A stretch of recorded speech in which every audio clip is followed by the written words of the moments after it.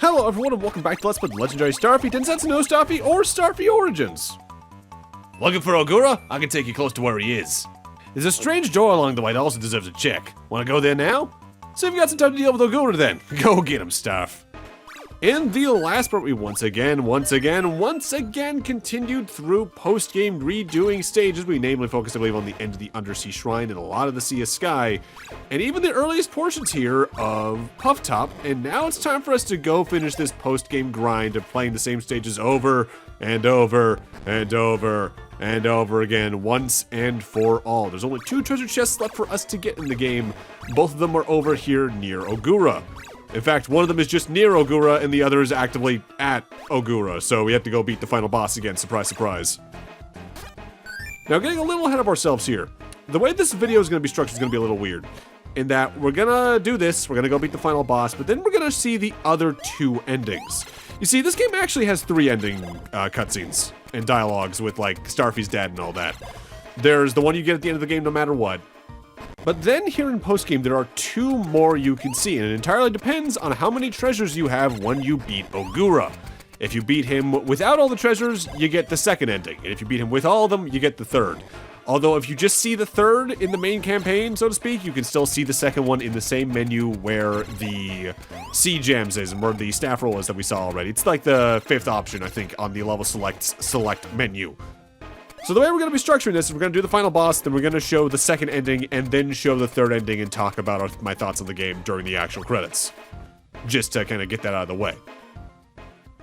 Getting this treasure chest isn't too bad, it's just 2 Spike Crusher segments. The one where you're just Starfy on your own is a little tighter, if only because you actually have to move a little more slowly, as Starfy himself can only go so fast.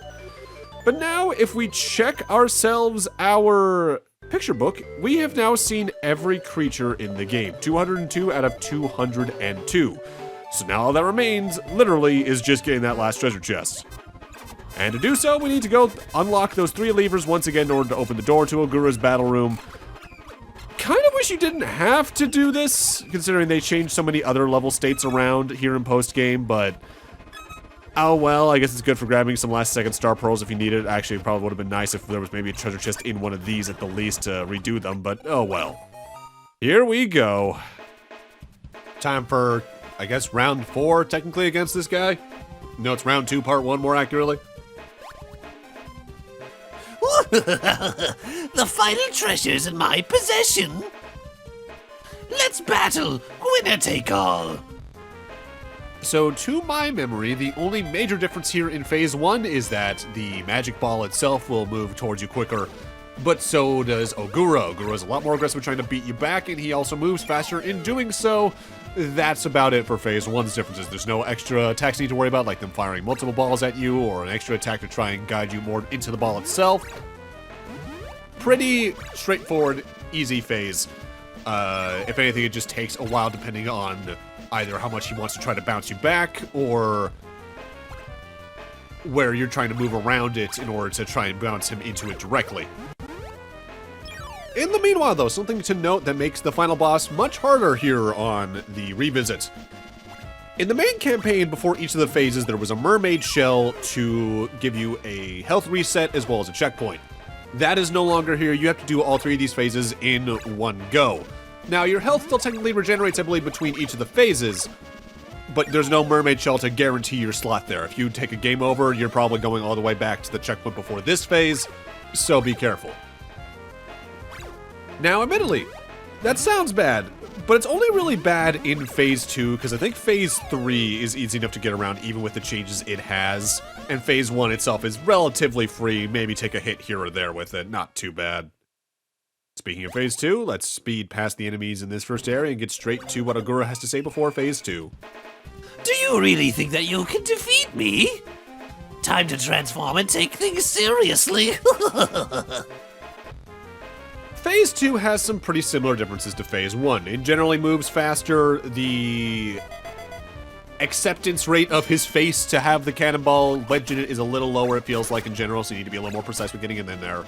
But also towards the later few hits, Ogura will actively try to run away from you, hitting the cannonball in his mouth.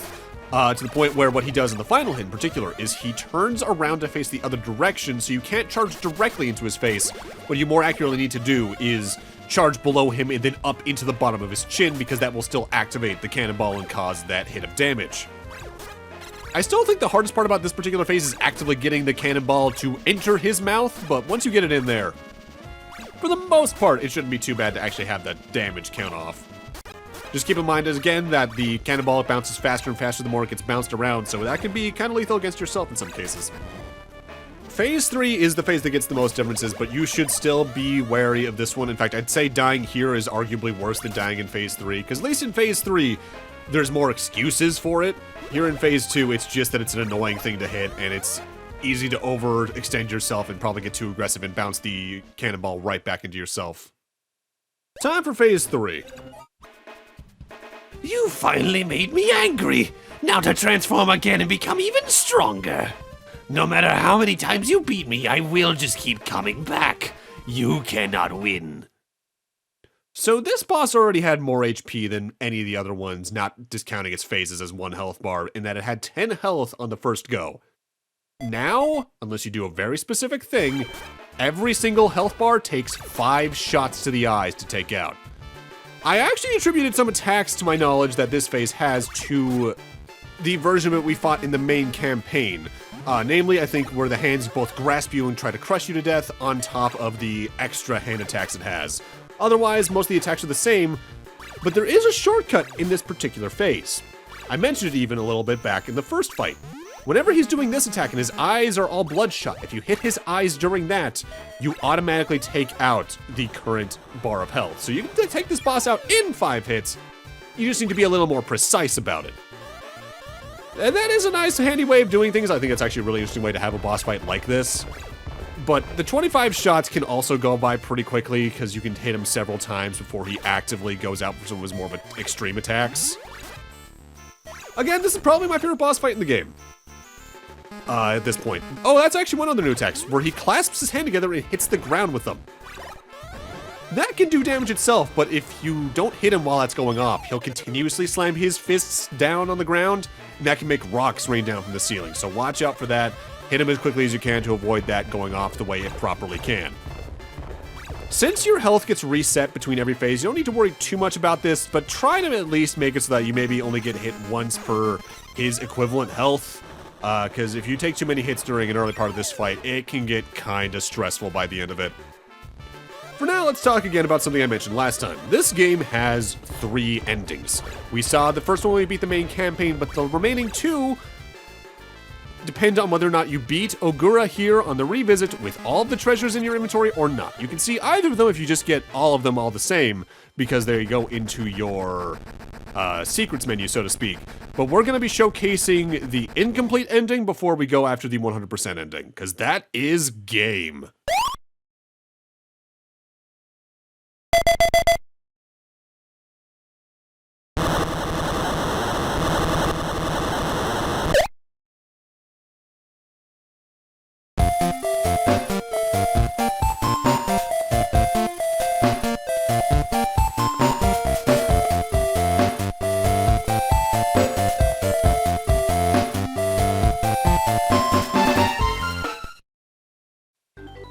And our final treasure chest contains treasure number 45.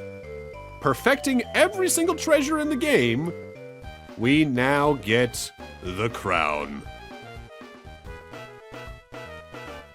And so, once again, Ogura was sealed away within the mysterious jar. And here's where the endings branch off. We're going to start with the incomplete ending.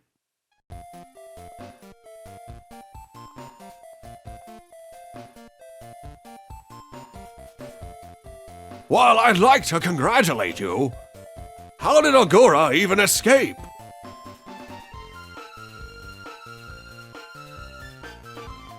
I don't know. Perhaps some careless dork dropped the jar again? Is that so? We should be more careful. Anyway, Starfy.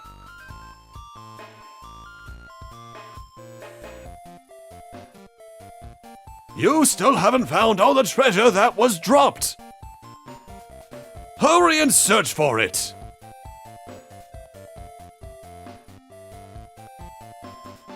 What?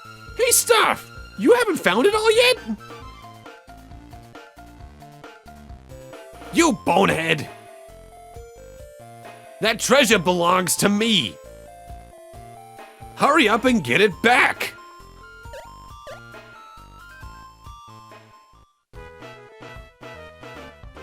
Shoot, I failed again. If only I had one more chance.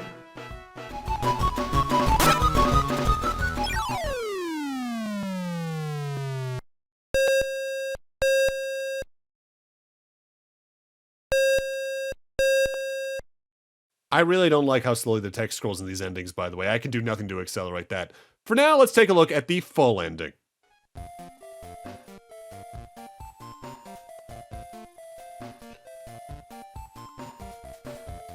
At last you have collected all of the treasure. Well done. But Mo, the one who released Ogura, again, it was you. Well, about that. Anyway, it's in the past now. What's most important is that we got the treasure back. Hurry and hand it over, Starf. Well done, Starfy. To show my gratitude, I will be making Mo your personal servant. What is this? Why would I do something like that? Our treasure is the proof of one who serves the king. If you want the treasure, you have to do it. Didn't you know? What? Why am I the one who has to be his servant?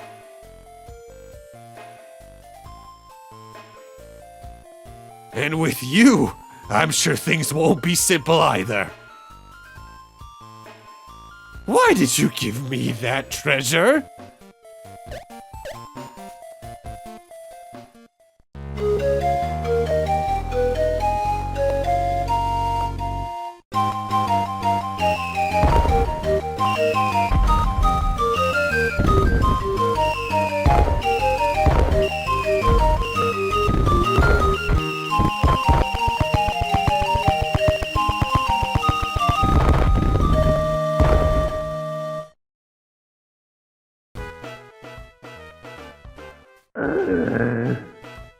Won't somebody drop the jar for me one more time?